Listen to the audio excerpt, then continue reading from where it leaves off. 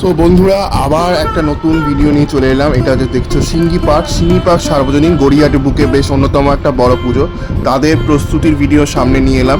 মোটামুটি final look বলতে পারো, কারণ বেশি দিন আর বাকি নেই, পুজোর 14 দিন মতো বাকি রয়েছে। তার আগে কীভাবে সিঙ্গি পার্ক তাদের মণ্ডপ সজ্জা সাজিয়ে তুলছে সেটা তো তোমাদের সামনে এক ঝলক করে দেখাচ্ছি। তারপরে আস্তে আস্তে পুরো বিস্তারিতভাবে পুরো ভিডিওটা কিন্তু শেয়ার করব।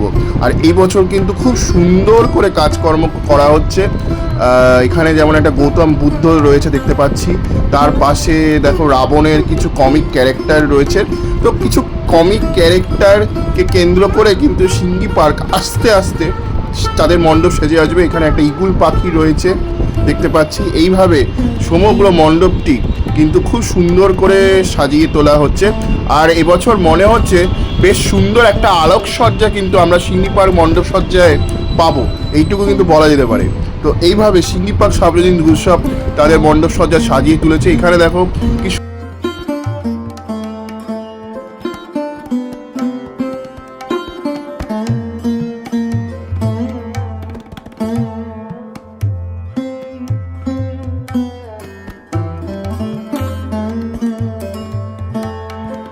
সিঙ্গি পার্কে এসে পৌঁছালাম। আশা করি তোমরা খুব ভালো আছো। তো আজকে সিঙ্গি পার্ক সার্বজনীন কী করে মণ্ডপ সজ্জা সাজিয়ে তুলছে সেটা তোমাদের দেখাবো। এখানে কিন্তু একটা আওয়াজের ব্যবস্থা হতে পারে, কারণ পুরোটা মেন রোডের মধ্যে কিন্তু পুজোটা হয়, দোয়ার লেন।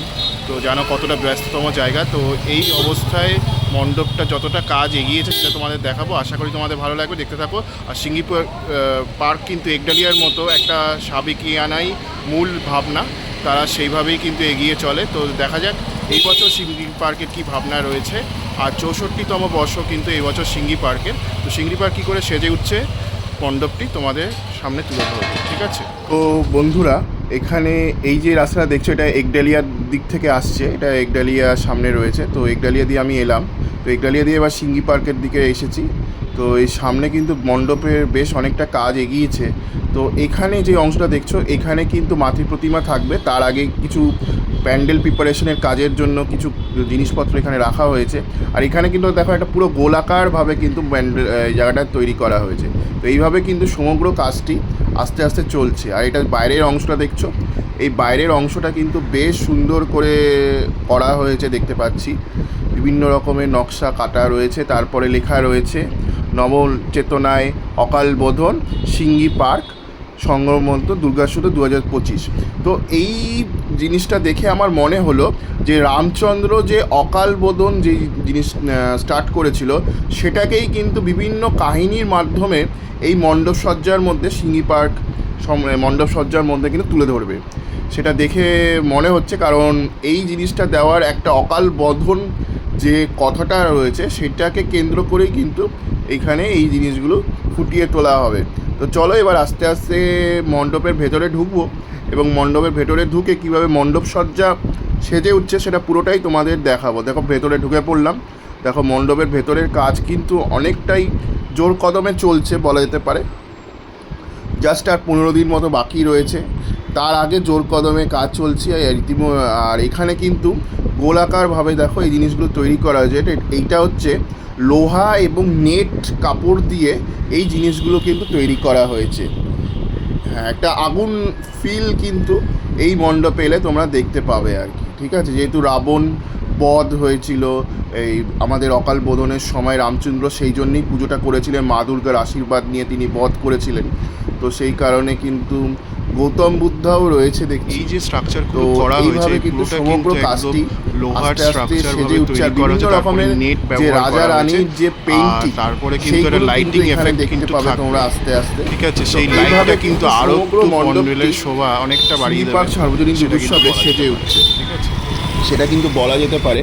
আমারও কিন্তু বেশ ভালো লাগলো। দেখো এই জায়গাটা কি সুন্দরভাবে ওনারা তৈরি করেছে, পুরো লোহার স্ট্রাকচার দিয়ে গোলাকারভাবে জিনিসটা কিন্তু চারিদিকটা এইভাবে উঠছে। তো বেশ ভালো লাগছে কিন্তু পুরো এত সুন্দরভাবে এই জিনিসগুলোকে প্রস্তুতি পর্বেই এত সুন্দরভাবে কাজ করা হচ্ছে। জানি না যখন ফাইনাল লুক হবে তখন মণ্ডপটি কেমন লাগবে। তো এইভাবে সমগ্র কাজটি শেষ করা হচ্ছে।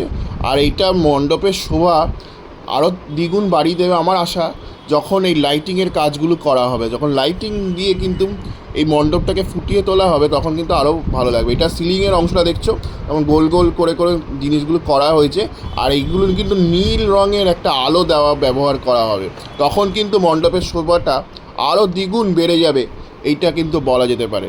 তো এইভাবে কিন্তু সিঙ্গি পার্ক সার্বজনীন দুর্গোৎসব তাদের মণ্ডপ সাজিয়ে তুলছেন। আর এখানে দেখতে পাচ্ছ একটা রাজা রানীর পেন্টিং রয়েছে, যেহেতু জানো যে অকাল বোধন, তো রাজা দশরথ এবং তার স্ত্রী হবে হয়তো রানী, তাদের একটা পেন্টিং করা হয়েছে এখানটাতে। এখানে ঘোড়া রয়েছে। তো আর এই যে বাইরের যে অংশের যে কাজগুলো, যেগুলো তোমায় দেখালাম, সিঙ্গি পার্ক লেখা, অকাল বোধন লেখা, এইগুলো কিন্তু এইভাবে কাজ করা হচ্ছে, মানে পাটকাঠি দিয়ে কেটে কেটে তারপরে কাগজ পেস্টিং করার পরে কিন্তু এরকম কলকার কাজ করে এইভাবে কাজগুলোই করা হচ্ছে। ঠিক আছে, মানে আঁকা মানে লেখা হচ্ছে, যেমন সিঙ্গি পার্ক, তারপরে অকাল বোধন, তারপরে বিভিন্ন রকমের কলকার কাজ, এই জিনিসগুলো কিন্তু এইভাবে কাজ করা হচ্ছে আস্তে আস্তে, এবং স্যামুইটেনিয়াসলি এই কাজগুলো করার পরেই কিন্তু আস্তে আস্তে পুরো মণ্ডপের একটা চিত্র আমাদের সামনে কিন্তু ফুটে উঠবে, এটা কিন্তু বলা যেতে পারে। তো এইভাবে সিঙ্গি পার্ক সার্বজনীন তাদের মণ্ডপটি সেজে তুলছে। সামনে একটা কাজের জিনিস রয়েছে, আর এখানে কিন্তু একটা বাঁশ দিয়ে, ছোটো ছোটো বাঁশ কঞ্চি দিয়ে কিন্তু এই স্ট্রাকচারটা তৈরি করা হয়েছে। এইটা হচ্ছে তোমার ওই যে রাম যে দশরথের যে ইসেটা রয়েছে সেটা দেখানো হয়েছে।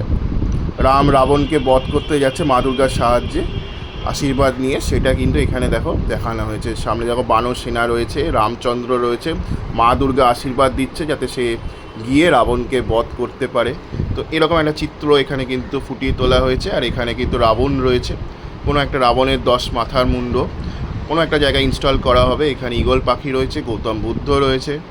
এইভাবে কিন্তু মানে এই জায়গার যে জিনিসগুলো রয়েছে এগুলো কিন্তু পরবর্তীকালে মণ্ডপের কোনো একটি অংশে ইনস্টল করা হবে, সেই কারণে কিন্তু এখানে রাখা হয়েছে। আর এই জায়গাটাই কিন্তু মা দুর্গা অধিষ্ঠান করবে। প্রদীপ রুদ্রপালের সবচেয়ে সুন্দর প্রতিমা রাজরানী বেশে কিন্তু এইখানেই অধিষ্ঠান করবেন, সেটা বলা যেতে পারে। তো এইভাবে সমগ্র মণ্ডপটি কিন্তু সিঙ্গি পার্ক সার্বজনীন দুর্গোৎসবে সেজে উঠছে। আর এখানে দেখো একটা মা দুর্গার মূর্তির অবয়ব রয়েছে, মুখের অবয়ব রয়েছে, সেইটা কিন্তু চারা টানা চোখের। তো এইভাবে সাজিয়ে তোলা হয়েছে এই অংশটায়। আর আশা করি তোমাদের এই সিঙ্গি পার্ক মণ্ডপটি দেখানোটা ভালো লেগেছে। কেমন লাগলো অবশ্যই লিখে জানিও। এইভাবে কিন্তু আমি এক এক করে দক্ষিণ কলকাতা, উত্তর কলকাতার ফাইনাল লুক মণ্ডপে আস্তে আস্তে তোমাদের সামনে তুলে ধরবো। আশা করি তোমাদের ভালো লাগবে। আর সাবেকিয়ানা মানেই হচ্ছে সিঙ্গি পার্ক। তো চলো পরবর্তী ভিডিওতে দেখা হচ্ছে, টাটা।